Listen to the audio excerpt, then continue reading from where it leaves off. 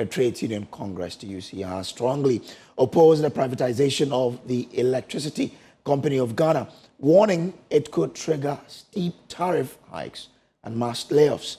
TUC Secretary General Joshua Ansah attributes ECG's financial woes to intense political interference. He cited issues such as politically distributed meters, take-or-pay contract, frequent replacement of managing directors, and political meddling in board appointment and procurement. Speaking at a press briefing during the Public Utility Workers National Executive Council meeting in Kaswa, the TUC insisted ECG can thrive without private sector participation if these systemic issues are addressed.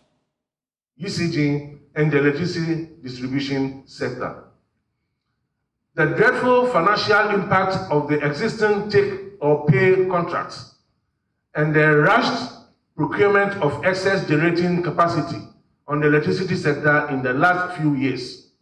B. Revenue collection bottlenecks, largely attributed to metering challenges, including but not limited to uncaptured meters, political meters, arising out of the SHEP, multiples of meters, and persistent shortage of meters, compelling potential customers to find their meters and connect illegally to the grid. C. High cost of electricity procurement. Ghana procures electricity generating capacity at a far higher price than its peers in the African region. The country also procures electricity generation in dollars and sells the same in cites. Given the high volatility of the exchange rate, the quarterly tariff adjustment by PUWU have not been sufficient to address the exchange rate losses. D. Excessive government and political interference in the management of ECG. The interference manifests in several forms.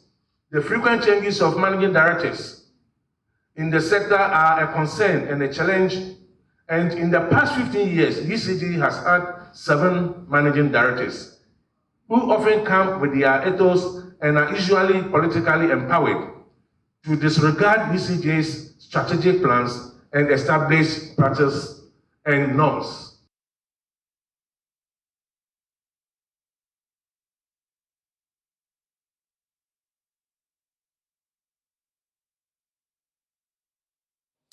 Joshua Ansah added that ECG would operate profitably if the government ends political interference in management and IPP contracts, as well as appointing competent professionals.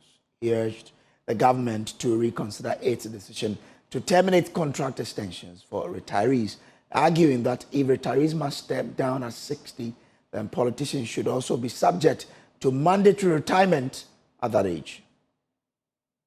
To bear on the operations of ECG and NETCO. This will provide the necessary checks and balances for improved efficiency. We also recommend that the presidency should delegate board appointment to the minister responsible for the sector. Second, the MD of ECG must be given clear deliverables and must be held to straight account on those deliverables.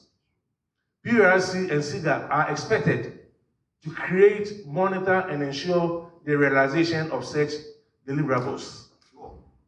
Third, the position of the Energy Minister must be strengthened regarding the SOEs in the energy sector. Stated differently, the ministerial oversight of critical decisions must prevail in the sector. Fourth, the procurement of electricity generation capacity must be done through open competitive tender. Generation tariffs must also be renegotiated in cedis and not in dollars. Fifth, the sanctions regime under the PUWU Act needs to be reformed to make it possible for PUWU to sanction individuals holding key positions in the energy sector for neglecting of responsibility and or abuse of authority. Sixth, the Ministry of Energy must reform the SHEP to make ECG a key partner in the implementation of delivery of the projects.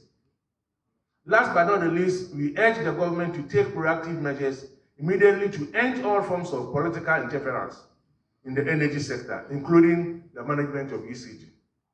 In conclusion, it must be emphasized that ECG remains a critical national asset, essential for driving Ghana's economic development, ensuring national sovereignty and energy security, and fostering social equity, while the challenges facing ECG are significant, ranging from political interference to operational inefficiencies. Privatization is not a viable or sustainable solution.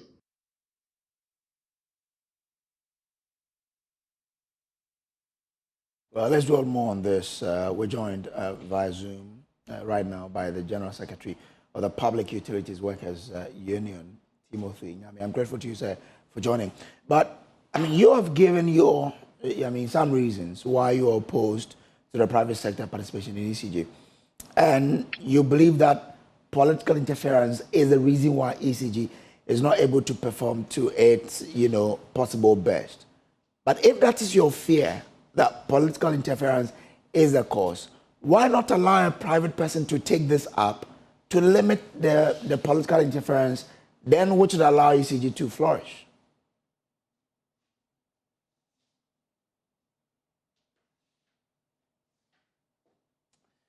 Mr. Ami, if you can unmute for me, I'll be happy. So I can hear what you're telling us here. So one greetings to your viewers okay. and your listeners. Yes, so we are talking about a no for private sector participation in the energy sector, not because of anything, but the energy sector is a private sector investing in the energy sector. It means you are surrendering the sovereignty of the state to some private individuals. So the issues bedeviling ECG are what we have enumerated. So are you saying that if government cannot appoint a managing director and give him KPIs on the deliverables so that he can be able to perform, that you fire non-performing CEO and also pat the shoulder of the performing CEO? It's not every entity that can be ceded to the private sector. Because over the years, we have seen the performance of the private sector in the utility industries. In serving as an example, that's why we are actually not happy with this move by government to bring private sector in the retail end of the entity. We've seen the state-owned enterprises. Which of them has government been able to stay away from its operations? Oh, there are several. There are several performing SOEs. There are several performing SOEs. When you have some of the SOEs that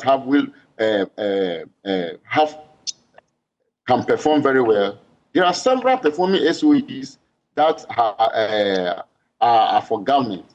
So also, I know, but I'm asking of anyone government has stayed its hands off its running, and they are making profit, they are really bringing money to the state.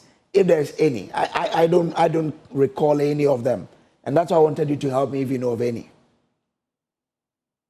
I know many, and I would like to mention their names. They are there severally. I will not mention their names. Okay. And then don't also forget that ECG is actually not necessarily a profit-making entity.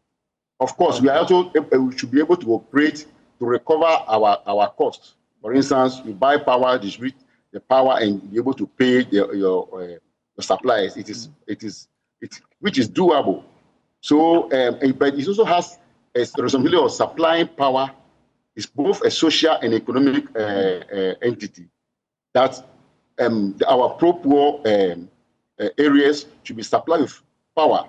At least they should get light and other, for instance, home appliances that use electricity. We could be able to deliver. They should be able to deliver the power to those people. So it is not necessarily an economic tool. It's also a social tool that, as we speak now, power distribution across the country is about 75. And government upon government promises for social amenities includes power and water.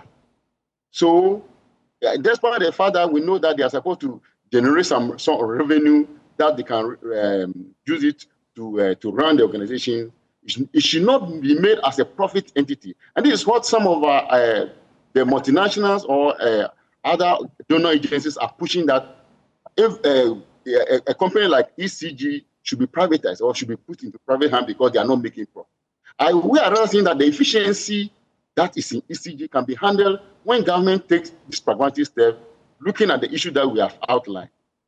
Once they are able to do that, and we're also saying that, look, the leverage that was given to some company like PDS can be given to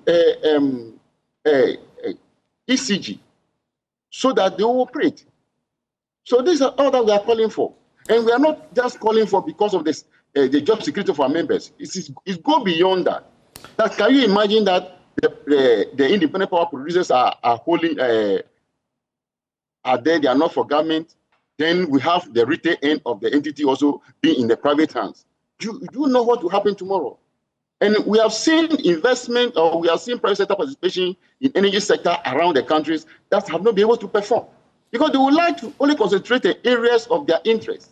Well, Mr. Hemi, when it comes to the technical losses and the revenue losses that we do encounter in ECG, are you saying these are because of political interferences? No. Okay. Right. So it is not only the revenue losses that are contributing to the performance, downward performance of ECG. Mm-hmm. There are other things that are contributing. For instance, if you don't have meters, mm-hmm. if you don't have customer meters to install, mm-hmm. and you are billing customers on average, once I know that I don't have a meter, I can use any gadget I want. Meanwhile, where we get the power supply, where ECG buys power, they have metered their facilities. So if down there I am being billed on average and without adequate meters, without adequate meters, I cannot be able to collect the quantum of the power used by the customer.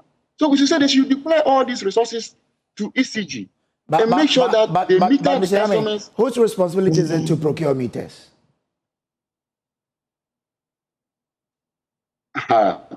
So that's why we mention the procurement. When we want to procure meters or want to procure items in the organization, you can see the government interference. If they allow ECG to operate and send tenders for the procurement of materials, I'm sure the price of those things will be more competitive. That ECG can be able to buy and deploy to our customers. But when, because of the government interference, any attempt to procure an item that is needed by for customer, okay, or for distribution, what will happen is that those state institutions that want to profit from it will quickly intervene. Mm-hmm. So I'm saying that when you give the managing director the power that he, together with the board, that the governing board, to go along without unnecessary government interference, they'll be able to do all this. So there will be value for money procurement, value for money services. There will be adequate meters across the nation for our customers to get. The reason why most of the time you hear of meters, meter tape, and there is because there are no adequate meters. And somebody thinks that, once you come to his house and you see that there's a meter, it's good to go. So we are saying that, look, deploy all these things. Let us install the meters, and let us read the meters and get the needed resources and pay for the IPPs. And also get some of the money for repairs and maintenance. And when necessary, we'll be able to do some replacements. Okay.